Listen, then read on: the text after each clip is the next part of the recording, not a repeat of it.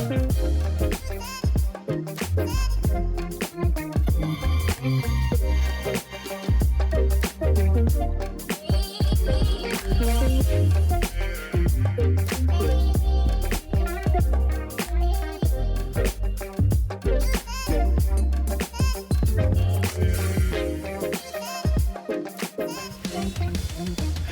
everybody, and welcome back to another episode of the Speak Plainly podcast, where we speak plainly about things that matter. I am your host, Owl Medicine, author of Rethinking Broken, host of this podcast, founder of Decolonize Healthcare, and today I am here to talk to you about something I never talk about: politics. Recently, I heard this quote that said, "If you don't fuck with politics, it's because politics doesn't fuck with people you love." And damn, ooh, that one, that's so good. So I wanted to take a minute to talk about this recent video that I saw. This video was of a representative from Texas. His name is Keith Self. I had to Google him because it was just a clip on Instagram, so of course there's no context, and it just said REP Self, and I was like, what? Anyway, when I Googled it, I found his name and found who he was, his website, all that kind of stuff. And the video that I saw that made me start all of this was a video of him rescinding a few of his minutes to give somebody else some time, which great, awesome, because it was Congress in session. And then he opened with a quote, or well, I guess closed with a quote, because that's when he rescinded his time. And he wanted to share a quote from a guy that was a literal Nazi. He quoted Joseph Goebbels. Goebbels is a very well-known Nazi. He was a Nazi politician. He was also the direct leader of Berlin and the chief propagandist for the Nazi Party. He was the Reich Minister of Propaganda from 1933 to 1945. So this representative from Texas decides to quote this guy. And the quote that this Texas senator said, and I don't think he even knows, like, this is the thing. Republicans, especially in Texas, are not well educated and I'm not saying that all of them are dumb. All of this is like, these are generalizations, but there is a correlation of a higher education, which there are lots of problems with, and Democrat or being a liberal, and lower education leading to more conservative views. So anyway, probably doesn't know that Goebbels was like the Nazi, but he shared this quote anyway. And so this is what he decided to share in Congress, in session, in Texas. Starting it off by quoting a Nazi, he says, "It is the absolute right of the state to control the formation of public opinion." The absolute right of the state to control the formation of public opinion. Holy shit. If that isn't Nazi, I don't know what is. So here's my thoughts as a independent leftist to the extreme or whatever. I've said it 1,000 times. The left has gone right and the right's gone crazy. There is no left in the politics. There are centrists who are pretending to be left. But here's my confusion and my, not even confusion, but my rub. Who do you hate more? Do you hate the Nazis who are like loud and proud about being Nazis, or do you hate the Nazis that deny being Nazis? Is it more appropriate to hate Nazis that are proud about being a Nazi, or to hate the Nazis that are being paid to be Nazis and do all of the same Nazi shit, but then are like, oh, Nazis are bad? And I almost want to say that, like, the Democrats are who you should hate more. Like, that's who we should hate more in this on at least for me, on a moral disgust thing. But, like, wow. I think it's only the like the public opinion on Democrats actually being left that prevents them from being more Nazi-like. And I only say that because I'm about to move through a series of thoughts to tie a bunch of stuff together with all of this. But I say that because the real power is not the right or the left. The real power are the people who funded the campaigns. And we're going to get there. But, like, with Democrats, we'll start with them. Democrat politicians are bought and paid for. They are a bought and paid for lame dog that promises almost nothing and delivers even less. But, like, at least they're not doing Nazi salutes. They're not quoting Nazis in Congress in session.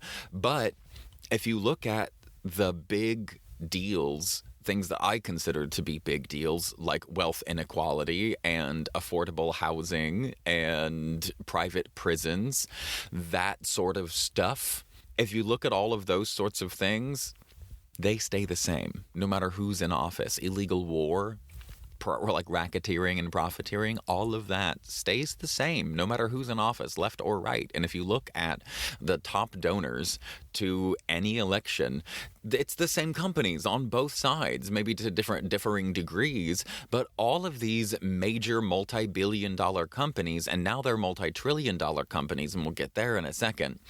But we're only talking about billion-dollar companies, and we're having the wrong discussion because there's one company that we should be talking about that handles $10 trillion. That's literally 10 million times $1 million. Like, if you were to take $1 million, which is an obscene amount of money for, like, a regular person, I don't know what that looks like, but that, like, it's still, like, kind of feasible to think about. I can think of what $1 million is. Billion, that's crazy. 10 trillion? That's literally 10 million millions. And BlackRock controls $10 trillion of assets, and they invest in everything, including all of these major elections. So the things that actually matter, they don't change, and this is the issue. This is where it's like, who do I hate more?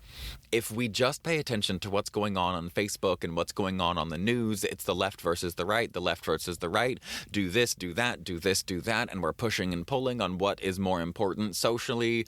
And we really have some influence on, like, 3 to 7 total, like, of all the things that we can have any influence on as the public, pushing back on our politicians, like, maybe 3 to 7 total topics. Abortion, like, women's rights, trans rights. Now, like, they're constantly pushing our attention to these smaller things that do matter. And that's why we stay in this back and forth battle, because these smaller things do matter. Trans lives matter. Black lives matter.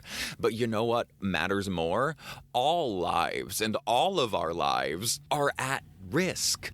All of us are getting screwed because the same laws keep getting passed that we're not being told to pay attention to, so we don't see them. So when I saw this guy do the Nazi thing, I immediately went to go make a Facebook post about it, but then I remembered that I promised myself I wouldn't do political Facebook posts as much, if at all, anymore, and that I would instead try to do a podcast about them, which is going to change the topics of my podcasts some. I mostly stick to trauma, but this is very, very real. I just saw another video of an Auschwitz survivor in a town hall calling out the ICE chairman and being like, yo, dude, fuck you. This is terrible. You're doing Nazi shit. And so the question is like, yeah, let's be mad at the Nazis, but we have to remember that, like, the guy, that weird little alien-looking motherfucker, doing Nazi salutes twice on stage and then, like, denying it and, like, whatever. They're literal fucking Nazis. His grandparents were literal fucking Nazis. Is anybody surprised he's a Nazi? No. Nazis are just fascists. That's it. They're just nationalist fascists. And fascism, I believe, is, like, the common denominator with all human beings. That's the lowest common denominator. That's, like, what we will reduce ourselves ourselves down to if we just let our body make those biological decisions that I talk about in trauma. Our conditioning, our fear conditioning and our trauma conditioning makes us make decisions. Our subconscious brain makes decisions for us that we then afterward rationalize consciously, but it's our bodies making these decisions for us. I call those biological decisions. If you let biological decisions run your life after you've been exposed to trauma or chronic stress and pain and damage and hurt, then you're going to go down the path of fascism, because that's just like self-protective stuff. Like, do what I can to make me survive. That's basic biology. There's nothing special about that. That's the natural direction, I think, that we are going to go. So I think it's important to resist that. So I kind of like hate the Democrats more in this, even though that was disgusting and I hated watching it. At least I'm watching it. Do you know what I mean? Like, at least I'm seeing it. And I said that when Trump got elected the first time. I was shocked. And I was the first time in a long time I'd been shocked by politics. And kind of just decided after that I wouldn't be shocked anymore. And I really haven't been shocked since. It's just been the same old crap.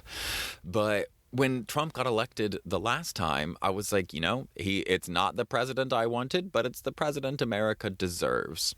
And I think this is the difference between like liberals and leftists. The liberals really still believe in reform, and leftists know that, or extremists, whatever you want to call us, we know it's got to be revolution. We need a complete like upheaval of everything, because the things that matter, again, don't change no matter who's in office. Whether you have a Nazi salute on television, Nazi, or if you give me enough insider information to trade and make a fuckload of money on the stock markets, then I'll go ahead and pass your tasteless bill. Why not? And I bring that up specifically because I recently found out that there was an investigation done on how in the world are all of these politicians arriving into office as like upper middle class and leaving multimillionaires. And there's only one real answer. It's tons and tons and tons of insider trading. And I'll do an episode on that because I just watched a bunch of really good stuff recently where they did quite a bit of science, where they started looking at what public information there was, who met who, where, and when, what investments they make. There's actually an app now that will tell you exactly what every single lawmaker, every single investment they make, when they make it in real time, which is crazy. But these lawmakers they have like a 12% return on their stocks, which is mad because the world's best stock investor is Warren Buffett, and his return is 3.5%. That's one of the reasons, that was the biggest reason they decided to look into further detail the insider trading of politicians and look at the time frames of when people are meeting and who they're meeting and what investments they're doing and all of that stuff. But hey, it's just how things are done. And that's the bottom line. America has been a fascist country that has been run by Nazis for a long time. We're just now seeing the salutes.